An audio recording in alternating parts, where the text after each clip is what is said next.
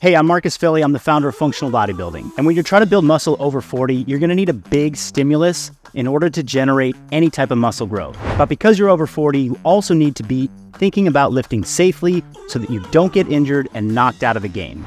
So today I'm gonna walk you through 5 of my favorite muscle building moves that are gonna allow you to work hard, but also move safely and stay injury-free. I'm gonna give you a few pointers for each of these moves, and then you can put it together in a full workout, which you'll see in the description down below. Now, to get the most out of your workout and to prevent as many injuries as possible, we always start with a warm-up. So before we get to those 5 moves, we're gonna do a warm-up that includes a little bit of biking. We've got box lateral step downs, and then we're gonna be hitting some face pulls with the band or the cable.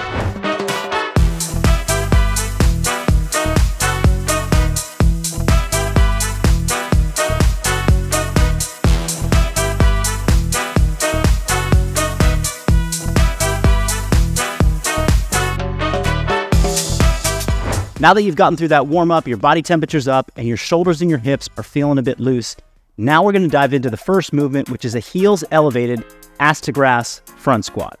Squatting over 40 is all about full range of motion to maintain health in your joints. And this heels elevated squat position is gonna help you get into a deeper range at the knee, at the hip, and at the ankle. Squatting like this ass to grass is essential for building great joint health and staying injury-free. Not to mention that when you get into that full range of motion, you're getting a deeper stretch on the muscle tissue, which is optimal for muscle growth and strength development. This particular rep scheme is one of my favorites to build up safely to maximal effort. For 1 to 2 warm-up sets and 2 building sets, you're ramping up your weight. For the first 2 working sets, you'll get within 2 to 3 reps shy of failure, but not pushing beyond that. Now for the final set, we are going to reduce the weight that we are working with on the last set by 10 to 15%. This final set is going to feel lighter and easier to control than the previous set. You now are going to take this particular set to failure and remove all pauses from this set. As soon as your form breaks down, your set is over. With a lighter load, you can push towards failure without near the same risk as if you had gone up heavier on your final set. Next up, we're moving on to a single arm tripod row. We're going to be hitting a set on each arm every 75 seconds, alternating from left to right and back and forth. Starting from this point forward in the rest of the workout, there's going to be a lot of grip that's happening. And for grip, I absolutely recommend getting some lifting straps. They're going to aid in helping you get the most out of each exercise, never allowing your grip to be the limiting factor, but instead the target muscles, be it the back, the biceps, the hamstrings, all that we're going to cover in the next 2 movements. We don't want your grip to fail you. I love this for muscle over 40 since the complexity of this lift is very low. Once you do this move properly, which I'll show you a tip for in a minute, you can express great intensity and load this movement very safely. Lifting on the clock like this is a great way to build the intensity that you need to stimulate changes in your muscle. You can lift intensely without necessarily having to lift extremely heavy. Instead, adjusting how much rest you get between sets dials up the intensity and saves some of the wear and tear that heavy loads can have on the joint. Furthermore, timed lifting keeps you efficient and blends in some cardio to your training. I want to highlight the most common mistake that I see in the tripod row, and that is people not getting into a stable foundation for them to really pull with maximal force. They either put their feet too close together, they put their feet right in line with each other so they're wobbling side to side, and what we want to see is a staggered position with this hand firmly on a bench in front of you so that you can get maximum force without feeling unstable, like you're going to lose your balance or you're going to put too much pressure in your low back.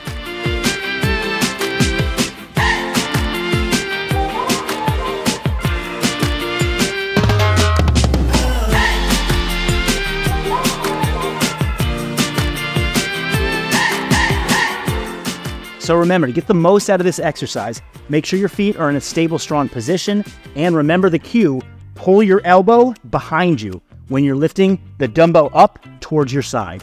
On the topic of building muscle in your 40s, nothing is more important than protein intake, and this episode is being sponsored by Transparent Labs, where I get my grass-fed whey protein. I'm going to show you right now as we jump into a clip of how to take this protein, which is delicious, all of their flavors are, and put it into a Nija Creami recipe. That is high protein ice cream that is low cal. Check it out. What if I told you this had 40 grams of protein and less than 300 calories? You can have it every single day.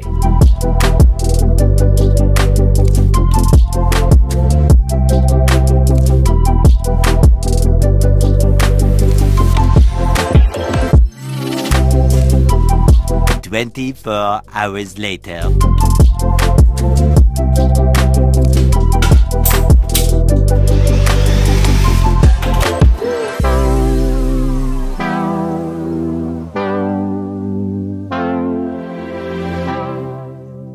So jump down into the description below. There are links there for Transparent Labs to grab your discounted protein with my code Marcus. Now let's get back to building muscle over 40. Okay, the first two exercises we did were considered peak strength intensity movements. They allow you to get after a high degree of force production, lift heavier weights where you're focused on a single exercise. I refer to these sections of training as my strength intensity movements inside of my Persist training programs. Tension in the muscles was the most important characteristic of the exercise to this point. Now you're getting to continue building muscle, back off the intensity just a bit. With these next movements, our goal is to allow our brains to explore a more full range of motion. These movements help correct imbalances and cover joint strength and flexibility too, both of which are critical to keeping our training consistency up.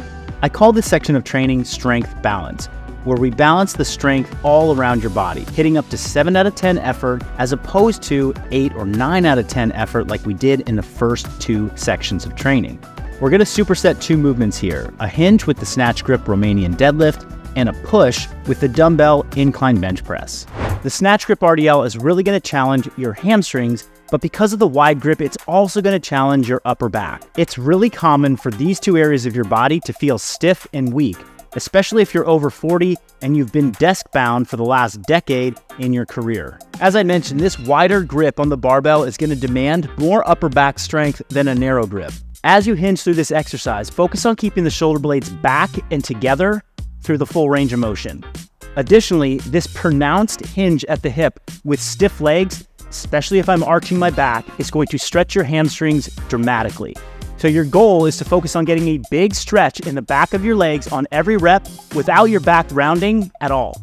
As I said before, using lifting straps is essential for a Snatch Grip RDL because the wide grip is going to make it harder to hold onto the bar. This is going to improve your grip and it's going to make sure you can train that upper back and hamstrings adequately with this exercise. You're going to alternate the Snatch Grip RDL with an incline dumbbell bench press, and on every set, I want you to adjust the incline, the angle of the bench.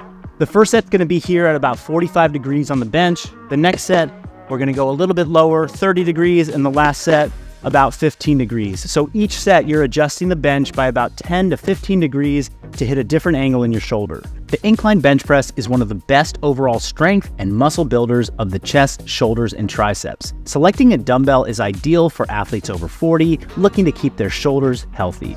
Adjusting the bench will train 3 different angles of your shoulder. With each new angle, you'll recruit slightly different fibers in your chest. You'll be able to strengthen different joint ranges of motion in your shoulder and broadly cover the full strength characteristics of this area of the body. One thing I love about this format of changing the angle of the bench as you go is that the higher the incline, the more challenging it's going to be. So with each set, as you fatigue, you lower the bench and it becomes more mechanically advantageous. You can continue to lift harder and heavier weights with each set. Now, just like with the Snatch Grip RDL, we're really emphasizing range of motion. So I want you to pull the dumbbells down as far as you can, puff up your chest, and get a pause on each rep to ensure a deep stretch in your chest. Now we're gonna go ahead and finish off with a few minutes directly on your core. Improving your core strength is gonna help just about everything when it comes to being strong and staying injury-free. But let's face it, sometimes it's just satisfying to finish a workout with some core, feel like your six-pack is on its way.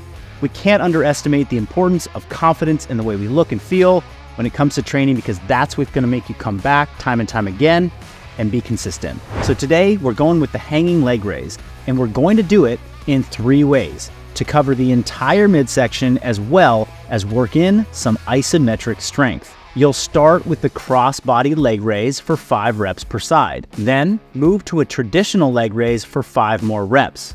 And finally, you'll finish with an isometric tucked L-sit for 10 to 15 seconds at the end.